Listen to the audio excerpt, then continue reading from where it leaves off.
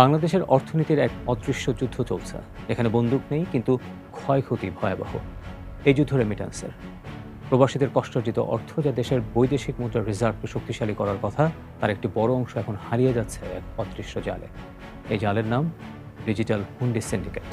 মধ্যপ্রাচ্য, Europe, America, যেখানেই যান না কেন, বাংলাদেশের লাখো প্রবাসী প্রতিদিন ঘাম ঝরাচ্ছেন।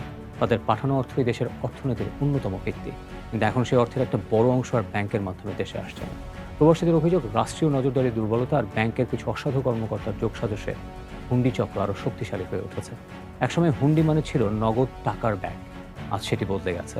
এখন এটি পুরোপুরি ডিজিটাল। প্রক্রিয়াটি সহজ। প্রবাসী একজন ব্যক্তি বিদেশে ডলার, দিনার কিংবা রিঙ্গিত জমা দেন, সেই টাকা বিদেশেই থেকে যায়। বাংলাদেশে থাকা সিন্ডিকেট সদস্যরা তাদের নিজস্ব নেটওয়ার্ক ব্যবহার করে সমপরিমাণ টাকা স্থানীয়ভাবে পৌঁছে দেয় গ্রাহকের হাতে। ব্যাংক অ্যাকাউন্ট, বিকাশ, নগদ সবই ব্যবহার হচ্ছে। ফলাফল, রাষ্ট্র পাচ্ছে না 1 টাকাও বৈদেশিক মুদ্রা।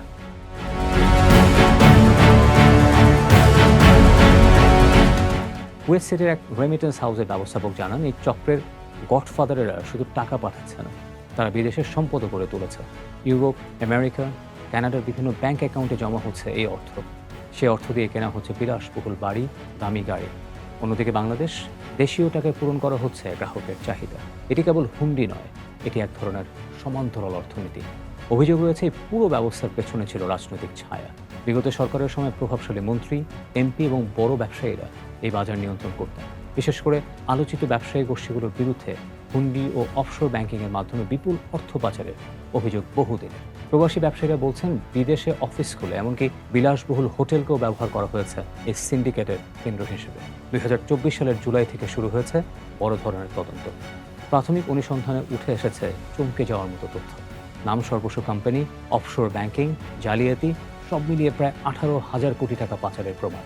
আর ওভার ও আন্ডার ইনভয়েসিং সহ বিভিন্ন পদ্ধতিতে মোট পাচারের অভিযোগ দাঁড়িয়েছে প্রায় 1,10,000 কোটি টাকারও বেশি।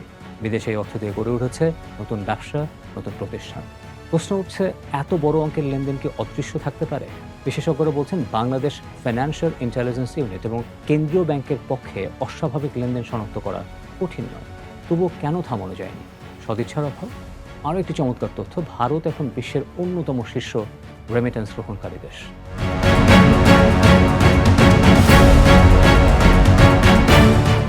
আর সেই রেমিটেন্সের একটি উৎস হিসেবে উঠে এসেছে বাংলাদেশের নাম।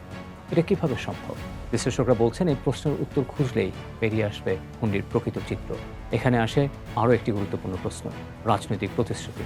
বিরোধী দল হিসেবে দুর্নীতি ও অর্থ পাচারের বিরুদ্ধে কঠোর অবস্থানের প্রতিশ্রুতি দিয়েছিল বিএনপি। তারা বলেছিল, ব্যাংকিং খাত সংস্কার হবে, হুন্ডি বন্ধ হবে, পাচারকারীদের বিচারের মুখোমুখি করা হবে।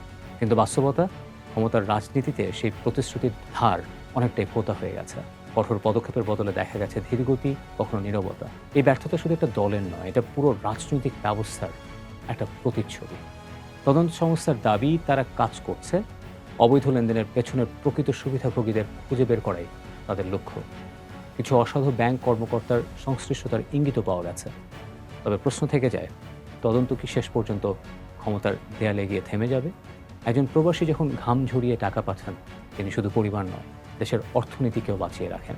কিন্তু সেই অর্থ যদি অদৃশ্য পথে হারিয়ে যায়, তবে ক্ষতি শুধু অর্থনৈতিক নয়, এটা বিশ্বাসেরও পতন। ডিজিটাল যুগে হুন্ডি আরও আধুনিক হয়েছে, কিন্তু রাষ্ট্র কি সেই গতিতে বদলাতে পেরেছে? প্রশ্নটা এখনও খোলা, আর উত্তরটা নির্ভর করছে রাজনীতি, নীতি আর সত্যিকারের সদিচ্ছার উপর।